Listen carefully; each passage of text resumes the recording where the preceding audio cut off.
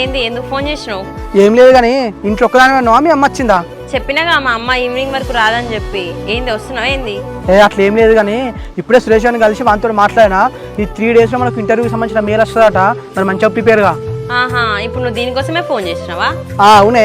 మరి నువ్వు దేనికోసం అనుకున్నావు? అబ్బా, నువ్వు మా ఇంటికి వస్తావేమో అనుకున్నా. ఇప్పటికైనా రావచ్చు కదా, బోర్ కొడుతుంది ఇంట్లో. ఇక అదే నువ్వు బోర్ పోతుంది అన్నావు అని చెప్పేసి నీకు ఫోన్ చేసిన. అసలే నువ్వు చదివింది తెలుగు మీడియం, మంచిగా ఇంగ్లీష్ ఇట్లా అంతా ఇంట్రడక్షన్ అవన్నీ మంచిగా నేర్చుకో. సర్లే బాబు, నువ్వేమో ఇంగ్లీష్ మీడియంలో చదువుకున్నట్టు. ఉంటానా, బాయ్. ఏమైంది బేబీ, మరి ఇంటికి వచ్చినా ఏం లేదా? ఏంది టిఫిన్ చేస్తా అంటే తినొచ్చిన అన్నావు కదా, మరి టీ పెట్టిన తాగుతావా? నేను అనేది తిండి గురించి కాదు, వేరేది. ఇంకా వేరేదేంటిది? ఏం కావాలో అర్థమయ్యేటట్టు చెప్పు బాబు. చిన్నపిల్లలు లెక్క మాట్లాడక అంకిత, ఇంట్లో ఇద్దరమే ఉన్నావు, ఎవ్వరు లేరు, గాయంత అర్థమైతే లేదా? వామో సంతు, నువ్వంతా తిడతడే మాట్లాడతాను, నాకు భయం అవుతుంది. నువ్వు ఎక్కడ పోయి కూర్చుంటావా? ఇప్పుడు ఏమైంది బంగారం, ఎందుకంత టెన్షన్ పడతాను? సంతు, నీకు చెప్తే అర్థం కావట్లేదా? పోయి అక్కడ కూర్చోపో. అంతేలే, నీకు నా మీద నమ్మకం లేదు కదా? సంతు, ఇప్పటికే మా నాన్న తెలియకుండా నేను లవ్ చేస్తున్నాను, ఫుల్ టెన్షన్ పడుతున్నా. ఇప్పుడు ఇవన్నీ ఎందుకు? సర్లే అంకిత, నేను వెళ్తున్నా, బాయిగా.